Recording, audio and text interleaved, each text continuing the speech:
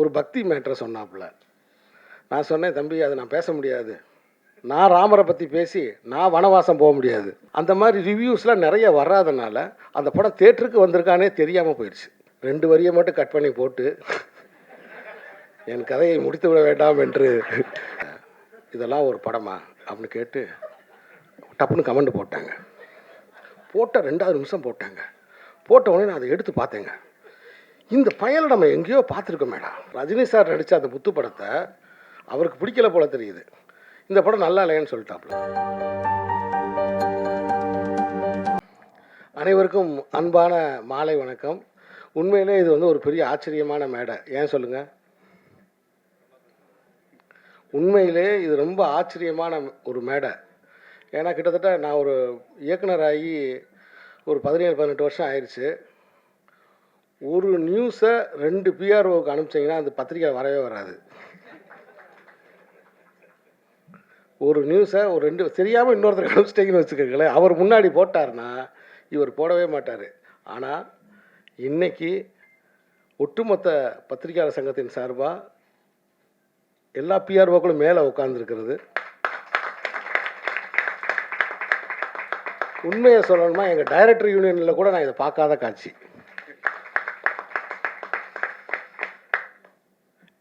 முதல்ல இந்த விழாவுக்கு என்னை அழைச்ச ஹேமந்துக்கு என்னுடைய மனப்பூர்வமான இதயபூர்வமான வாழ்த்துக்களை தெரிவிச்சுக்கிறேன். ஏன்னா 2012 வந்து ஒரு ஒரு மெலிந்த பையனா, கொஞ்சம் மெலிந்த பையனா பிஹைண்ட் வுட்ஸ்லேருந்து ஒரு தம்பி தொடர்ந்து என்னை ஃபாலோ பண்ணி ஒரு பேட்டி நானும் அவரும் என்னை எடுத்தாங்க அவங்க. அப்போ நானும் அவரமாக தான் இருந்தேன். ஆனால் இப்போ பார்க்கும்போது நானும் அவரும் சமமாக இருக்கிற மாதிரி இருக்குது. ஆனால் அவர் என்ன கொஞ்சம் ஜாஸ்தியாக இருக்காப்புல. ஸோ ஹேமந்த் எனக்கு ஃபோன் பண்ணி, சார் நான் பிஆர்ஓ ஆகிறேன் சார், நீங்கள் வந்து என்னை வாழ்த்தணும்னு சொன்னாப்புல. நான் ரொம்ப சந்தோஷப்பட்டேன். ஹேமந்த் ஃபஸ்ட்டு என்னை பேட்டி எடுத்த அந்த நாள் எனக்கு ஞாபகத்துக்கு வந்துச்சு. அடடா, நம்மளை ஃபாலோ பண்ணி நம்மளை வந்து அந்த அந்த படத்துக்காக நமக்கு வந்து நின்னாப்புலையே. அதுக்கப்புறம் தொடர்ந்து அதை பற்றி நிறைய ரிவ்யூஸ்லாம் எனக்கு போட்டாப்புல. ஸோ அதை மனசில் வச்சு, ஹேமந்த் என்ன படம் எதுவுமே எனக்கு தெரியவே தெரியாது, நான் வர்றேன் ஹேமந்த்ன்ட்டேன்.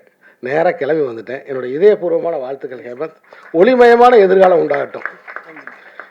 என்ன காரணம் தெரியுமா உங்களுக்கு? நீங்கள் பிஆர்ஓ ஆகிற இந்த நன்னாளில், அதாவது இந்த டைகர் ட்ராகன்லாம் ஒரு பட்டங்கள்லாம் கொடுப்போம் இல்லையா, அது மாதிரி நிகில் முருகன் மேடையில் இருக்காப்புல பிஆர்ஓக்களுக்கு. அதே மாதிரி வந்து இவர் இருக்கார், நம்ம டைமண்ட் பாபு சார் இருக்கார். அப்படியே டைமண்ட் பாபு சார் இப்போ பார்க்கும்போது எனக்கு ஃபிலிம் நியூஸ் ஆனந்தன் சார் ஞாபகத்துக்கு வருது. அப்படியே கொஞ்சம் கொஞ்சமாக அவங்க அப்பாவாக மாறிக்கிட்டு இருக்காப்புல. பார்த்தீங்கன்னா தெரியும் எனக்கு. அவரை பார்க்கும்போது டக்குன்னு அப்பா ஞாபகம் எனக்கு வந்துச்சு. அதே மாதிரி மேடையில் பத்திரிகையாளர் சங்கத்திலேருந்து மேடையில் வந்து இதயபூர்வமாக வந்து உங்களை வாழ்த்தி மாலை போட்ட நம்ம சகோதரர்கள். ஸோ அப்படி இவ்வளவு பேரோட ஆசீர்வாதம், மூத்தோர்களின் ஆசீர்வாதம் உங்களுக்கு இருக்குது. அதனால் உங்களுக்கு வெற்றி உறுதி. வாழ்த்துக்கள். என்னுடைய அன்பு நண்பர், தயாரிப்பாளர், இயக்குனர் சுரேஷ் காமாட்சி அவர்கள் வந்து இந்த மேடைக்கு என் பக்கத்தில் அமர்ந்திருக்காரு. 3 அற்புதமான படைப்புகளை கையில் வச்சுருக்காரு. தமிழ் சினிமாவில் அடுத்து டாக் ஆஃப் த கோடம்பாக்கம்னா அவர் வச்சிருக்கிற படம் தான். என்னுடைய அன்பு நண்பன் ராமுடைய இயக்கத்தில் வரப்போகிற 7 கடல் 7 மலை 7 கடல் 7 கடல் 7 மலை அப்படிங்கிற படம். அப்புறம் அண்ணன் பாலா அவர்களுடைய திரைப்படம். அதுக்கப்புறம் வந்து ராஜா கிளி. இப்படி 3 படங்கள் வந்து அடுத்தடுத்து வரப்போகுது. நாட் ஒன்லி சைலண்ட் மூவி, சின்ன படம் எடுக்கிற எல்லாரையும் ஆதரிக்கக்கூடிய ஒரு தயாரிப்பாளர்.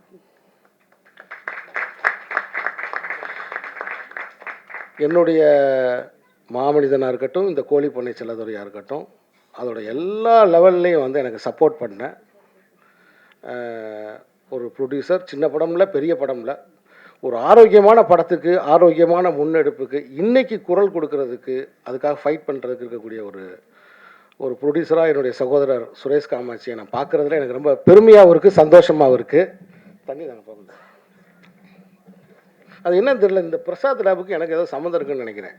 இங்கே வந்தாலே எனக்கு தண்ணி தாகம் வந்துக்கிட்டே இருக்குது. பின்னாடி இருந்து பேச வேணானே. ஸோ இந்த இந்த இந்த ட்ரெய்லர் நான் பார்த்தேன். சைலண்ட். எனக்கு முன்னாடி ஓடிடியில் வந்து ஒரு படம் இருக்குது, சைலன்ஸ்னு ஒரு படம் இருக்குது. அந்த படம் ரொம்ப 2 எபிசோட்ஸ் வந்துருச்சு. நான் ரொம்ப ரசித்து பார்த்த படங்கள்ல அது ஒன்று. அந்த சைலன்ஸ் வந்து என்னென்னா, அந்த உலகம் வந்து ரொம்ப அதிகமாக வெப்பமாகி, அந்த வெப்பமான காரணத்தினால அந்த வெப்பம் அதே சமயத்தில் சப்தம், இந்த சவுண்டு பொல்யூஷன்னு சொல்கிறாங்க இல்லையா, ஓவர் சத்தம். நீங்கள் பார்த்தா தெரியும், இந்த லாரி டிரைவரில் இளையராஜாவை மாதிரி இந்த ஹாரன் அடிக்கிறது, காலை 5 மணிக்கு ஹாரன் அடிக்கிறது, ஆளே இருக்க மாட்டேன் ஹாரன் அடிச்சுக்கிட்டே போகிறது. இந்த சவுண்டு பொல்யூஷன், இந்த சவுண்டு பொல்யூஷன்னால் சில உயிரினங்கள் தோன்றுகிறது. அந்த படத்தில் சில உயிரினங்கள் தோன்றுகிறது. அது யாராவது சத்தம் கொடுத்தவங்களை போய் தாக்குது. இதுதான் அந்த படத்தோட கதை. ஸோ நான் வரும்போது நான் நினச்சேன், சைலண்ட் கீலண்ட்னோடனே இது அந்த மாதிரி ஒரு படமாக இருக்கும் போல் தெரியுது அப்படின்ற ஒரு இமேஜினேஷனில் வந்தேன். ஆனால் இங்கே இந்த ட்ரெய்லரை பார்க்கும்போது இது வேறு ஒரு விஷயத்தை பேசுகிறது எனக்கு தெரியுது. உண்மையிலேயே இந்த திரைப்படத்தோட இயக்குனர், ஒரு முதல் பட இயக்குனர், இவ்வளவு தைரியமாக, எனக்கு தெரிஞ்சு தமிழ் சினிமாவில் ஏன்னா யாரும் இந்த மாதிரி ஒரு முயற்சி பண்ண மாட்டாங்க. ஆனால் அவ்வளோ தைரியமாக அவரே கதாநாயகனாகவும் நடித்து அதே சமயத்தில் மெயின் லீடாக திருநங்கை ஒருத்தரை வந்து அவர் நடிக்க வச்சுருக்காரு. அதுக்கே என்னுடைய பாராட்டுக்கள். ஏன்னா சக உயிர் அவங்க. இன்னும் சொல்லப்போனால் அவங்களுக்கு சந்ததிகளே கிடையாது. இதுதான் கடைசி சந்ததி. அடுத்த சந்ததியே கிடையாது. அவங்க யாருக்காகவுமே செல்வத்தை சேர்க்க வேண்டிய தேவையே இல்லை. அவங்க தனி சொத்து மனப்பான்மையே இல்லாத ஆட்கள்னால் என்னை பொறுத்த மட்டும் திருநங்கைகள் தான். ஸோ இந்த நாளைய சமூகத்துக்கு சேர்க்கணுன்ற எண்ணமே கிடையாது. அவங்களுக்கு வேண்டியதெல்லாம் இன்றைக்கி அன்பு தான். தொடர்ந்து என்னுடைய படங்களில், தர்மதுரை ஆகட்டும், தொடர்ந்து என்னுடைய படங்களில் திருநங்கைகள் சம்மந்தமான ஒரு சிறு பதிவை நான் வச்சுக்கிட்டே இருப்பேன். இந்த கோழிப்பண்ணை செல்லதுறையில் கூட கதைக்கு சம்மந்தம் இல்லாட்டினாலும் சரி, ஒரு இடத்துல ஒரு டிரான்ஸ்ஜெண்டர் ஒரு சாங் ஒன்று, குத்து சாங் ஒன்று வைப்போம் அப்படின்னு வரும்போது, சரி ஒரு ஆரோக்கியமான குத்து சாங்காக வைப்போமே அப்படின்னு டிரான்ஸ்ஜெண்டர்ஸ் அவங்க வாழ்க்கை பிரச்சனையை பற்றி வர்ற மாதிரி ஒரு பாட்டு கூட நான் வச்சுருப்பேன். அந்த மாதிரி இந்த படத்துலேயும் ஒரு பாட்டு தன்னோட வலிகளை, வேதனைகளை ரொம்ப மாடர்னாக, நான் வச்சது ஆண்டிப்பட்டி பாட்டு, இவங்க வந்து ரொம்ப மாடர்னாக அழகாக வந்து இதில் ப்ரெசென்ட் பண்ணியிருக்காங்க. இந்த படத்தோட ஒளிப்பதிவாளருக்கு என்னுடைய பாராட்டுகள். ரொம்ப சிறப்பாக பண்ணியிருக்காரு. ட்ரெய்லரை பார்க்கும்போது வந்து, டீசரை பார்க்கும்போது எனக்கு அதுதான் தெரிஞ்சிச்சு. ஸோ இந்த படக்குழுவுக்கு என்னுடைய பாராட்டுகளை நான் தெரிவிச்சுக்கிறேன். அப்புறம் வந்து தொடர்ந்து வந்து என்கிட்ட வந்து இப்போ வரும்போதே என்கிட்ட 2-3 பேர் கேட்டாங்க, ஏன்னா நல்லா இருக்கீங்களா சார், அண்ணே நீங்கள் அன்றைக்கி பேசுனது ரொம்ப சிறப்பாக இருந்துச்சுண்ணே, நல்லா இருந்துச்சு, இன்றைக்கி இந்த மேட்ரை பேசுங்கண்ணே அப்படின்னாங்க. ஏன்னா அது தம்பி சைலண்ட் தலைப்பு, இயக்குனர் சொன்ன மாதிரி இங்கே அது ஒரு பெரிய சத்தம் ஆயிரும், என்ன மேட்ரு அப்படின்னு கேட்டேன். ஒரு பக்தி மேட்ரை சொன்னாப்புல. நான் சொன்னேன், தம்பி அதை நான் பேச முடியாது, நான் ராமரை பற்றி பேசி நான் வனவாசம் போக முடியாது, ஏன்னா அது நான் செய்ய முடியாது, அது வேணாம்ப்பா, அது நான் என்னை தயவுசெய்து அதெல்லாம் பேச சொல்லாத, அது மாதிரி என்னை ட்ரெயின் பண்ணாத, நான் கான்ட்ராவர்சியாக எப்பயுமே நான் மேடைகளில் நான் பேசுகிறது இல்லை தம்பி அப்படின்னு நான் சொன்னேன். இல்லைண்ணா நீங்கள் இப்போ அதுதான் வந்து ட்ரெண்டாக இருக்குது. இல்லைப்பா, நான் வந்து எல்லா மதங்களில் இருக்கக்கூடிய நல்ல விஷயங்களை எடுத்துக்கிறவன். என்னுடைய படங்களில் சமூக நல்லிணக்கம் இருக்கும். நான் வந்து எந்த கடவுளையோ எதையோ நான் நிந்தனை பண்ணுறவன் நான் கிடையாது. ஸோ இப்போ இந்த படத்தை பார்க்கும்போது வந்து ஒரு சிவனாக வந்து இவர் பெர்ஃபார்ம் பண்ணியிருப்பாப்புல, கணேஷ் வந்து சிவனாக வந்து அப்படி பெர்ஃபார்ம் பண்ணி அப்படி ஆடி இருப்பாப்புல. நான் கூட சொல்லுவேன், ஒரு மனுஷன் ஆரோக்கியமாக இருக்கணும்னா என்ன செய்யணும், ஒரு மனுஷன் ஆரோக்கியமாக இருக்கணும்னா என்ன செய்யணும். எங்கள் வீட்டில் இருக்க பிள்ளைகள்கிட்ட நான் சொல்லுவேன், முருகன் மாதிரி நிற்கணும், முருகன் மாதிரி நிற்கணும், விஷ்ணு மாதிரி கையை வச்சு இப்படி படுத்துக்கு பார்க்கணும், ஐயப்பன் மாதிரி குத்த வச்சு உட்காரணும். உட்கார முடியுமா ஹேமந்த், உங்களால் முடியுமா? உருண்டு கீழே விழுந்துருவாப்புல. ஐயப்பன் மாதிரி குத்த வச்சு உட்காரணும். ஏன்னா அவங்க அந்த நிலை அப்படிங்கிறது அவங்க அந்த மலையில் இருக்கிற தெய்வம்னால மரம் நிறைய ஏறுறாங்க. நிறைய ஏறும்போது குத்த வச்சு உட்காந்திங்கன்னா அந்த கால்லாம் ஸ்ட்ரெச் ஆகும். அதனால அவங்க தெய்வத்தை வந்து அவங்க குத்த வச்சு பார்க்குறாங்க. ஸோ அப்படி குத்த வச்சு உட்காரணும். சிவன் மாதிரி ஒரு காலை தூக்கி வச்சு ஆடணும். விநாயகர் மாதிரி சம்மணம் போட்டு உட்காரணும். இந்த 4 நிலைகளை கண்டினியூஸாக நீ செஞ்சேன்னா நீ ஆரோக்கியமாக இருப்ப. இதை சொல்கிறதுக்கு தான் இந்த தெய்வங்களை இவங்க படைச்சிருக்காங்க. ஸோ அதனால் இந்த எல்லா மதங்களையும் நான் வந்து அந்த எல்லா மதங்களில் இருக்கக்கூடிய நல்ல கருத்துக்களை நான் எடுத்துக்கிறவன். என்னுடைய படங்களில் எல்லோரும் ஒற்றுமையாக இருக்கணுன்ற சமூக நல்லிணக்கத்தை வலியுறுத்தக்கூடியவன். அதனால் தயவுசெய்து இந்த சிக்கலில் மட்டும் என்னை மாட்டி விடாதப்பா, நான் பேச மாட்டேன் அப்படின்னு. இல்லைண்ணே, அந்த விமர்சனத்தை பற்றி ஒன்று பேசுனீங்க இல்லைண்ணே, அதுதான் முடிஞ்சு போச்சேப்பா, அதை பற்றி மறுபடியும் என்னப்பா பேசணும் அப்படின்னு கேட்டேன். இல்லைண்ணே, தயவுசெய்து அதை பற்றி இன்னும் 2 வார்த்தை சொல்லுங்கண்ணே. இங்கே பாரு, நான் சின்ன வயசாக இருக்கும்போது இந்த வேலையை வச்சுருவேன். நான் சின்ன வயசாக இருக்கும்போது இருந்து விமர்சனத்தை பார்த்துட்டு தேட்டருக்கு போகவே மாட்டேன். குறிப்பாக சினிமாவுக்குள்ளே நான் வரணும்னு முடிவு பண்ண பிறகு, சினிமாவுக்குள்ளே வரணும்னு முடிவு பண்ணும்போது, நான் சொல்கிறது 90s, அந்த 94, 93 அந்த டயத்தில் தியேட்டருக்கு நான் போகும்போது வந்து யார் சொல்கிற விமர்சனத்தையும் நான் கேட்க மாட்டேன். அதே மாதிரி எங்களை வந்து பத்திரிகைகள் வந்து அப்போ ஆனந்த விகடன், குமுதம், கல்கி, கல்கண்டு, அமுத சுரபி, இப்படி யுனெஸ்கோ கூரியர் வரைக்கும் எல்லா பத்திரிகையும் நான் படிச்சிருவேன். நூலகத்துக்கு போய் சாவி, இப்படி எல்லா பத்திரிகையும். அப்போ எல்லா பத்திரிகையில் இருக்கிற விமர்சனமும் நான் படிப்பேன். ஆனால் அப்போ அந்த விமர்சனம்லாம் 1 நாள் 2 நாளில் வரும். ஆனால் எந்த விமர்சனத்தையும் நான் படிச்சுட்டு தேட்டருக்கு போக மாட்டேன். ஆனால் தேட்டரில் போய் படம் பார்த்துட்டு வந்து எல்லா விமர்சனத்தையும் படிப்பேன். அப்போ என்னென்னா, இந்த படத்தை பற்றி நம்ம நினைக்கிறது சரியா, இந்த படத்தில் என்னென்ன குறைகள் இருக்குதுன்னு நம்ம என்ன நினச்சோம், அது எல்லாமே சரியா அப்படின்னு நான் பார்ப்பேன். நான் பெல் அடிச்சுக்கிட்டே இருக்கு பாருங்களேன். நான் ஓடி போய் எடுத்துருவேன் போல தெரியுது. சரியா அப்படின்னு ஒரு பயிற்சிக்காக திரும்ப நான் படித்து பார்ப்பேன். இப்படி தான் ஒரு படத்தை என்னோடய ரூம்மேட்டு சென்னையில் இருக்கும்போது அந்த படம் நல்லா இல்லைன்னு சொல்லிட்டாங்க. முத்துன்னு ஒரு படம், ரஜினி சார் நடித்த அந்த முத்து படத்தை அவருக்கு பிடிக்கல போல தெரியுது. இந்த படம் நல்லா இல்லைன்னு சொல்லிட்டாப்புல. நான் அதனாலே ஒரு 2 நாள் கழித்து போவோன்ட்டு அப்படியே விட்டுட்டேன். உட்கார முடியாது தலைவா அப்படின்னு என்கிட்ட சொல்லிட்டாப்புல. அப்படி சொல்கிறாப்புலன்ட்டு. அதுக்கப்புறம் பார்த்தா அந்த படம் பயங்கரமாக ஹிட் ஆகுது. நான் தியேட்டருக்கு போகிறேன், அந்த படம் பிளாக் பஸ்டர் ஆகுது. அங்கே மட்டும் பிளாக் பஸ்டர் ஆகலை, தெற்காசிய நாடுகள் ஃபுல்லாக அந்த படம் பயங்கர ஹிட் ஆகுது, ஜப்பானில் எல்லாத்துலேயும்.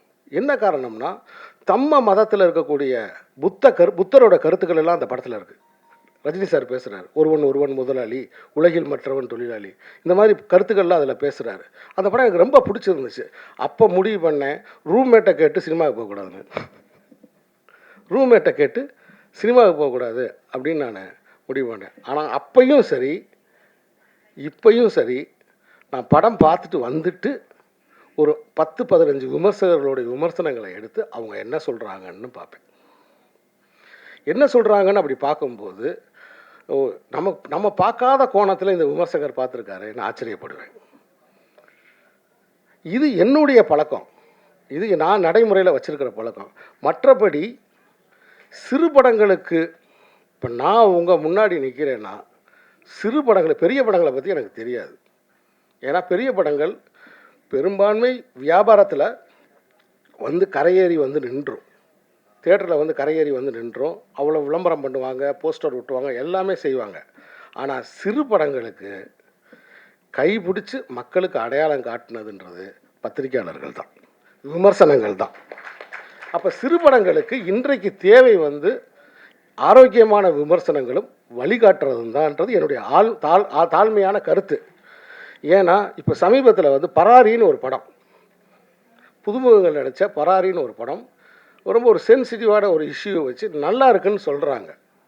ஆனால் அந்த வாசலில் வச்சு அந்த ஆடியன்ஸ் ரிவ்யூ கேட்பீங்க இல்லையா, அந்த மாதிரி ரிவ்யூஸ்லாம் நிறைய வராதனால அந்த படம் தேட்டருக்கு வந்திருக்கானே தெரியாமல் போயிடுச்சு. அதனால் என்னுடைய தயாரிப்பாளர் சங்கத்தோட தொடர்பில் இருக்க சுரேஷ் காமாட்சி அவர்கள் மேடையில் இருக்கார். ஒரு இயக்குனராக நான் கேட்டுக்கிறது, சில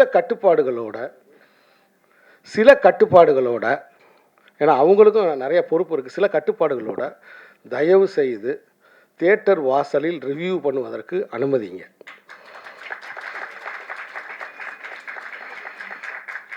பெரிய படங்களுக்கு அனுமதிங்க, சிறிய படங்களுக்கும் அனுமதிங்க. தியேட்டர் வாசல் ரசிகர்கள்ட்ட கேட்குறதுக்கு நீங்கள் மக்களுடைய கருத்தை அவங்க வாங்கி போட போகிறாங்க. ஏன்னா அப்படி மக்களுடைய கருத்தை வாங்கி போடுறதுக்கு தயவுசெய்து அனுமதிங்க. ஏன்னா அப்படி இல்லைன்னா சிறு படங்கள் மக்களின் கவனத்துக்கு வராமையே போயிடும். அந்த படத்தில் என்ன நல்லது இருக்குது என்னது இருக்குன்றத கொஞ்சம் உரத்து, எப்படி என்னுடைய தென்மேற் பருவக்காட்டெலாம் சின்ன படம் தான், இந்த கோழிப்பனை செல்லத்துறையெல்லாம் சின்ன படம் தான், இந்த படங்கள்லாம் நீங்கள் எப்படி குரல் கொடுத்தீங்க, நீங்கள் குரல் கொடுத்தனால தான் அந்த படம் இன்றைக்கி 25 லட்சம் பேர் பார்த்துருக்கான் ஓடிடியில். அவ்வளோ மக்களுக்கு போய் அது ரீச் ஆகிருக்கு. இப்போ என்கிட்ட கூட கேட்டாங்க, நீங்கள் அடுத்து என்ன பண்ண போகிறீங்க அப்படின்னு கேட்டாங்க. அடுத்து நான் ப்ரொமோஷன் பண்ண போகிறேன்னு. என்னங்க அடுத்து ப்ரொமோஷன் பண்ண போகிறீங்க ஏங்கன்னீங்க. உங்களுக்கு விவரம் தெரியலன்னா பேசாமல் இருங்கன்ட்டு. பல பேர் என்ன வந்து இணையதளங்களில் நிறைய நெகட்டிவ் கமெண்ட்ஸு, அவங்கவுங்க தான் அறிவாளி நினச்சிக்கிட்டு சில கருத்துக்களை சொல்கிறாங்க. அது கிடையாது உண்மை. ஒரு ஜன்னலில் ஒரு புறா நிற்கிது. அந்த புறாவை எத்தனை பேர் பார்க்க போகிறாங்க, எத்தனை பேர் பார்த்தா எவ்வளோ ரூபா வரப்போகுதுன்றதான் பாயிண்ட்டு. அப்போ நான் ஊரையே கூட்டி அந்த புறாவை பார்க்க வைக்கிறது தானே அந்த புறாவை வளர்க்குறவனோட வேலை. அதுதானே அந்த படைப்புக்கு நான் செய்கிற தர்மம். அதை தான் இப்போ நான் செஞ்சுக்கிட்டு இருக்கேன். ஒரு வியூ பார்த்தா இவ்வளோ ரூபான்னு சொல்லிட்டாங்க. அதெல்லாம் இங்கே சொல்ல விரும்பலை. நான் ஒரு வியூ பார்த்தா இவ்வளோ ரூபான்னு சொல்லிட்டாங்க. அப்போ 1 கோடி பேர் பார்த்தா 7 கோடி தமிழர்கள் இருக்காங்க. அப்போ சீனு ராமசாமி தர்மதுரை எடுத்திருக்கான், மாமனிதன் எடுத்திருக்கான், தொடர்ந்து நல்ல படத்துக்காக அறம் சார்ந்த படத்துக்காக நின்றுருக்கான். அவன் என்னடா சொல்லியிருக்கான் அப்படின்னு சொல்லி 1 கோடி தமிழர்கள் அந்த அமேசான் ஓடிடியை ஓப்பன் பண்ணி பார்க்க மாட்டாங்களா? அப்போ என்னுடைய வேலை என்னென்னா, இந்த படம் இங்கே இருக்குன்ற அவங்களுடைய கவனத்துக்கு கொண்டு போகிறது தான். அப்படி கொண்டு போனாலே போதும். ஷேர் இட்ன்ற பேசிஸ்லாம் நம்ம கொடுத்துருக்கோம்.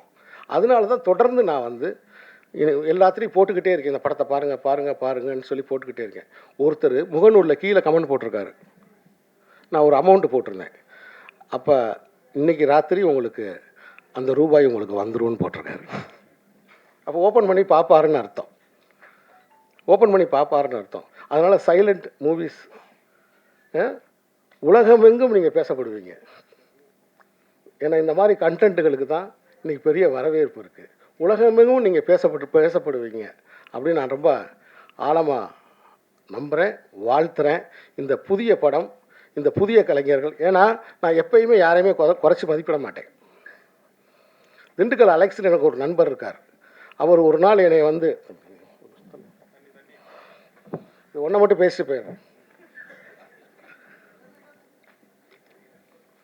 ஏன்னா நான் பேசுகிறது எய்த்தாப்பில் உட்காந்துருக்கிறவங்களேன்னு உங்களுக்கு தெரியும். திண்டுக்கல் அலெக்ஸ்னு என்னுடைய நண்பர் ஒருத்தர் இருந்தார். ஒரு நாள் வந்து அப்போ வந்து என்னை பணம் கொடுக்கணும் வான்னு சொல்லி கூப்பிட்டார் ஒரு ஆளுக்கு. சரி நான் வரேன். அப்போ சின்ன பையன், நான் கூட வந்தால் அவர் ஒரு ஜீப் ஒன்று வச்சுருப்பார் எப்போயுமே. அந்த ஜீப்பில் தான் எனக்கு கூப்பிட்டு வந்தாப்புல. Location manager, Dindigul location manager. Vathalagundu bus ஸ்டாண்டில் 2 பேர் நின்னாங்க. ஒருத்தர் ஒல்லியாக நின்னார், ஒருத்தர் வந்து கொஞ்சம் அவரோட கொஞ்சம் பரவாயில்லன்ற மாதிரி இருந்துச்சு, கண்ணாடி போட்டிருந்தார். இது 2 பேரையும் பார்த்து என்னண்ணே, இல்லைப்பா இவர் தான் டைரக்டர், இவர் ஹீரோ, இவருக்கு நான் பணம் கொடுக்குறக்கா அவங்க அப்பா ஃபோன் பண்ணி பணம் கொடுக்க சொன்னார், அதான் அந்த ரூபாயை கொடுக்குறக்கா. அவனு யாருண்ணே ஹீரோ? அப்படியாண்ணே. நான் அப்போ கொஞ்சம் ஃபாரின் ஃபிலிம்ஸ்லாம் நான் கொஞ்சம் பார்ப்பேன். வெளிநாட்டு படம் மாதிரி எடுப்பாங்க போல தெரியுது அப்படின்னு நினச்சிட்டு ரொம்ப ஆச்சரியமாக பார்த்தேன். நான் அன்றைக்கி ஆச்சரியமாக பார்த்தவர் தான் தனுஷ். பக்கத்தில் இன்னொரு செல்வராகவன், அன்றைக்கி பக்கத்தில் இன்னொரு செல்வராகவன். இது தனுஷ் அவர்கள்ட்டே நேரில் பார்க்க போய் நான் சொன்னேன். ஸோ அப்போ திண்டுக்கல் அலெக்ஸ் வந்து கஸ்தூராஜா சார் பசங்க அப்படின்னு சொல்லி பணம் கொடுத்தாரு. அவங்க வாங்கிட்டு ஒரு கார் எடுத்துகிட்டு மேலே அப்படி போயிட்டாங்க. ஸோ ஆனால் இன்றைக்கி ஒரு நடிப்பு அரசனா அவர் சாதித்த சாதனைகள் எவ்வளோ, அது மாதிரி தான் முதல்ல முளைக்கும் போது யாரையுமே இந்த உலகத்தில் இருக்கக்கூடிய யாரையுமே நான் குறைவாக நினச்சதில்லை. இந்த ஒரு டைரக்ஷன் பண்ணி ஒரு திருநங்கையாக நடித்து இந்த படத்தில் நீங்கள் வந்து ஒரு ஒரு திரைக்கதை வசனம் இன்னொருத்தர்கிட்ட வாங்கி அவர் பாடல்களை நீங்கள் பயன்படுத்தி ஒரு ஃபிலிமை நீங்கள் கொண்டு வந்திருக்கீங்க அப்படின்னா அதுவே மிகப்பெரிய சாதனை. உங்களுக்கு ஒளிமயமான எதிர்காலம் உண்டாகட்டும்னு நான் வாழ்த்துறேன். ஸோ இவ்வளோ நேரம் என்னுடைய உரையை பொறுமையாக கேட்ட உங்களுக்கு என்னுடைய அன்பு வணக்கம். தயவு செய்து 2 வரியை மட்டும் கட் பண்ணி போட்டு என் கதையை முடித்து விட வேண்டாம் என்று மிக தாழ்மையுடன் கேட்டுக்கொள்கிறேன். அதாவது ஒன்றும் இல்லைங்க, என் படத்தை பற்றி ஒரு இதை கமெண்ட் போடுறேங்க. எனக்கு இப்போ தான் பயங்கரமான அனுபவம்லாம் உண்டாகுது. போட்ட உடனே கீழே வந்து ஒருத்தன் ஒரு கெட்ட வார்த்தையில் இதெல்லாம் ஒரு படமா அப்படின்னு கேட்டு டப்புன்னு கமெண்ட் போட்டாங்க. போட்ட 2வது நிமிஷம் போட்டாங்க. போட்ட உடனே நான் அதை எடுத்து பார்த்தேங்க. இந்த பயலை நம்ம எங்கேயோ பார்த்துருக்கோமேடா, இவனை எங்கேயோ நம்ம பார்த்துருக்கோம், இவன் பேர் எங்கேயோ கேள்விப்பட்டிருக்கோம். ஏன்னா அவனை உத்து பார்க்குறேன். எனக்கு ஞாபகம் வந்துச்சு கொரியர் ஆஃபீஸு. ஒரு கொரியர் ஆஃபீஸில் இந்த ஒரு பையனை நம்ம பார்த்தோமா ஞாபகம். வடபழனிக்கு நேராக வந்தேன். டிரைவர் இல்லை, பைக் எடுத்துக்கிட்டு நேராக வந்துட்டேன். 11 மணி ஞாயிற்றுக்கிழமை வந்தால் அன்றைக்கி கொரியர் ஆஃபீஸை அவங்க திறந்துருக்காங்க, வேலை செஞ்சுக்கிட்டு இருக்காங்க. இந்த பையன் உட்காந்துருந்தான். ஏடா தம்பி வாங்க வாங்க அப்படின்னா, அம்மா எதுக்கு நான் இப்படி கமெண்ட் போட்டேன் அப்படின்னு நினச்சேன். இதுவாண்ணா, இது என்னண்ணா அது? ஓ, இது உங்கள் படமாண்ணா? ஆமாடா, என் படம் தான்டா. ஏன் இந்த கமெண்ட்டை போட்ட நீ? மொக்கேன்னு போட்டிருக்கிய, இதெல்லாம் ஒரு படமானு போட்டிருக்கிய, ஏன் இந்த இதை போட்டடான்னு நான் கேட்டேன். உடனே அண்ணா சாரிண்ணா, நான் அந்த படம் இன்னும் பார்க்கலண்ணா அப்படின்னா. சரிடா, பார்க்கல ரைட்டு, பார்க்காத படத்தை எப்போ நீ மொக்கேன்னு போடுவேன்னு கேட்டேன். இல்லைண்ணா, என் ஃப்ரெண்டு எஃபியில் எழுதியிருந்தாண்ணா. யாரா அவன் ஃப்ரெண்டுன்னு பேசிக்கிட்டு போய் என் ஃப்ரெண்டு வந்துட்டான். ஏன்னா அன்றைக்கி 12 மணி வரைக்கும் தான் கடையை மூட்டிட்டு கூப்பிட்டு போகிறதுக்கு என் ஃப்ரெண்டு வந்துட்டான். அவனை பிடிச்சிட்டேன். டேய், அவன் என்ன சொல்கிறான், நானும் இன்னும் படம் பார்க்கலண்ணா, நான் வந்து இன்னொருத்தனோட இதை வந்து ஸ்டேட்டஸை நான் ஷேர் பண்ணியிருந்தேன், அதை இவன் பார்த்துருக்கான், அதனால தானே நாங்கள் போட்டோம், சாரிண்ணா நாங்கள் டெலீட் பண்ணிடுறோண்ணா. நீ டெலீட் பண்ண வேண்டிய தேவையில்லை, நான் பிளாக் பண்ணிட்டேன். சரியா? தயவுசெய்து இனிமேல் படத்தை பார்த்துட்டு அதை பற்றி கருத்து போடுங்கடா, இல்லைன்னா உங்களோட கொரியருக்கே நான் வரமாட்டேன் அப்படின்னேன். சரிங்கண்ணா. சரி, இதாவது பரவாயில்லண்ணா. இன்னொரு பயங்கரமான அனுபவம் எனக்கு. நான் தானே கவிதைகள் அப்பப்போ போட்டுக்கிட்டே இருப்பேன் எஃபியில். போட்ட உடனே நைஸ், வெரி குட் அப்படின்னு ஒருத்தன் போட்டுக்கிட்டே இருப்பேன். சரின்னு பார்த்துட்டே விட்டுட்டேன். அப்புறம் ஒரு நாள் வந்து இந்த சங்கீதாவில் சாப்பிட்றதுக்காக உட்காந்துருக்கும் போது ஒருத்தர் வந்தாப்புல வந்து, குட் மார்னிங் சார். என்ன குட் மார்னிங் சார், நான் வந்து உங்களை எஃபியில் ஃபாலோ பண்ணுறேன் சார். அப்படிங்களா? ஆமாம் சார், இந்த பாருங்கள் சார் அப்படின்னு காமிச்சா இவர் தான் இந்த நைஸ் ஓகேன்னு போட்டுருக்கேன் கவிதைக்கு. ஆனால் அவர் ஃபேஸை பார்த்தா நார்த் இந்தியனாக இருக்காப்புல, மகாராஷ்டிராவிலேருந்து இங்கே சூப்பர் ஸ்டார் ஆகணும்னு வந்திருக்காப்புல. சொல்கிறது புரியுதா உங்களுக்கு? அங்கேருந்து வந்து ரஜினி சாரை இன்ஸ்பிரேஷனாக எடுத்துக்கிட்டு அங்கேருந்து இங்கே வந்திருக்காப்புல. ஏன்னா என் கையை காமிச்சு நைஸ் ஓகேன்னு. நான் கேட்டேன், இங்கே வா, இந்த கவிதையை நீ படிச்சியான்னு கேட்டேன். இது உனக்கு தமிழ் படிக்க தெரியுமான்னு கேட்டேன். இல்லை சார், எனக்கு படிக்க தெரியாது சார். அப்புறம் ஏன் நைஸ்ன்னு போடுறேன்னு கேட்டேன். இல்லை சார், உங்களை சப்போர்ட் பண்ணலான்னு நினச்சேன் சார். என்னை எதுக்கே என் கவிதையே படிக்காமல் என்னை எதுக்கே நீ சப்போர்ட் பண்ணணுங்கிறான். இல்லை சார், நீங்கள் தான் விஜய் சேதுபதினு சொன்னாங்க. இதெல்லாம் உங்கள்கிட்ட காமிச்சு உங்கள் ஆஃபீஸில் வந்து பார்த்து ஒரு சான்ஸ் கேட்கலான்னு நினச்சேன். சரி, எந்த ஊரியா நீ? பூனே சார். இனிமேல் என் ஆஃபீஸுக்கு வா, ஆடிஷன் நடக்கும்போது வந்து பாரு, ஆனால் வந்து நைஸுன்னு மட்டும் என் கவிதைக்கு போடாத அப்படின்னு சொல்லிட்டு. இப்படி இணையதளத்தில் இந்த மாதிரி சமாச்சாரங்கள்லாம் நடந்துக்கிட்டு இருக்கு. ஸோ மகிழ்ச்சி. சைலண்ட் குழுவினர்களுடைய வாழ்த்துக்கள். இந்த படத்தை மக்கள் மன்றத்துக்கு கொண்டு செல்லுங்கள். பத்திரிகை நண்பர்களே, மீண்டும் சந்திப்போம். வணக்கம்.